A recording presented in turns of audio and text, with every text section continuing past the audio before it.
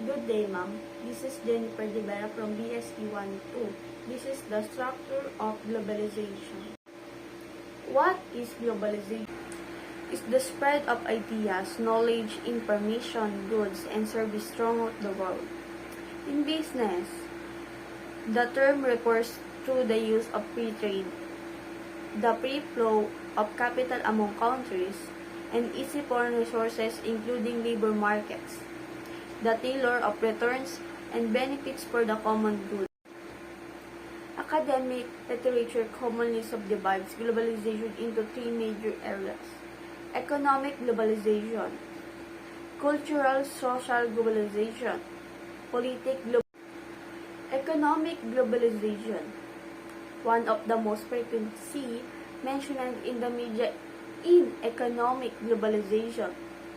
Economic globalization primarily comprise the globalization of number 1, production, number 2, finance, number 3, markets, number 4, technology, number 5, organizational, number 6, games, number 7, institution, number 8, cooperation, number 9, labor. It refers to the widespread movement of goods, capital, service, technology, and information across international borders.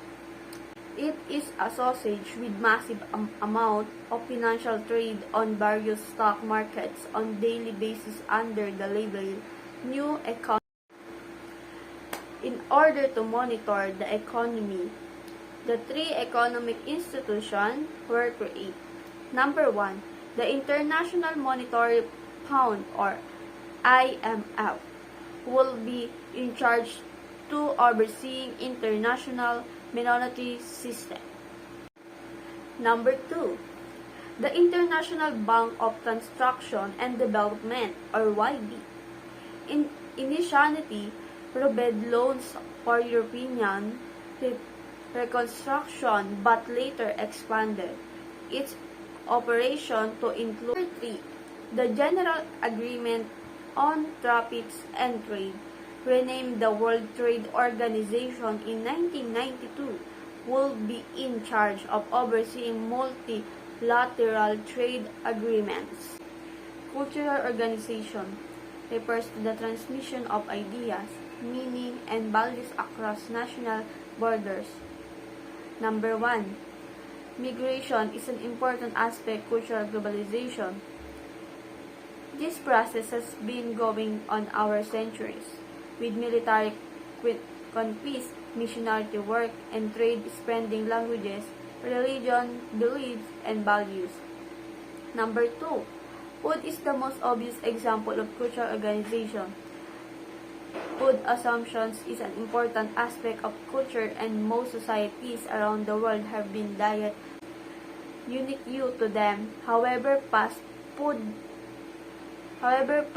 giants such as McDonald's, Coca-Cola, and Starbucks have been promoting cultural globalization of food.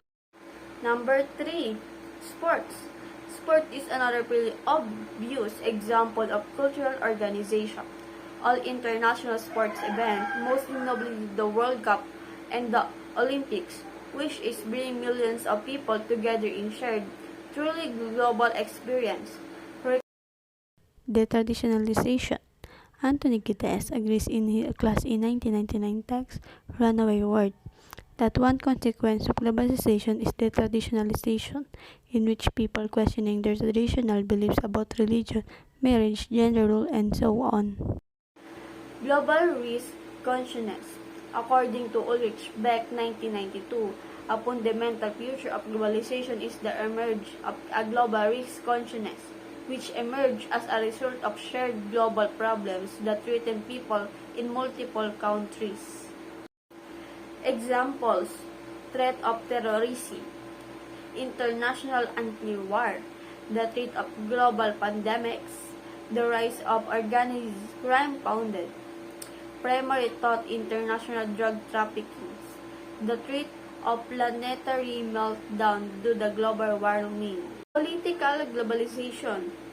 The globalization of political refers to the abscess of the absolute severity of a state political borders over a certain area, as well as increased interaction between the system of government and increased international conversation and interaction on the basis of democracy.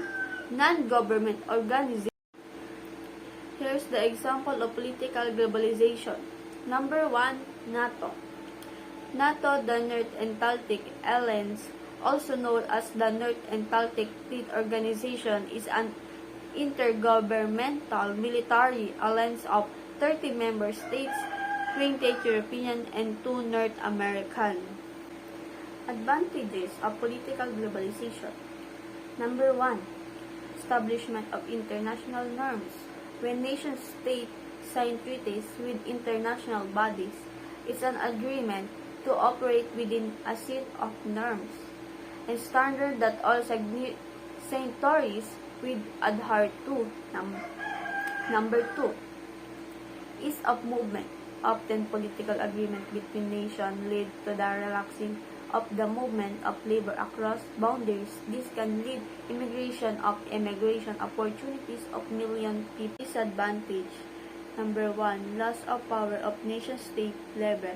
When nation-state makes multinational agreements, they often make concessions in order to reach a middle ground that's satisfactory to all parties. They also sign off on certain norms and standards that the nation-state their abilities. When nation-state makes multinational agreements, they often make Number 2, concessions in order to multinational political agreements can add extra layers of bureaucracy to the everyday activities of business and citizens.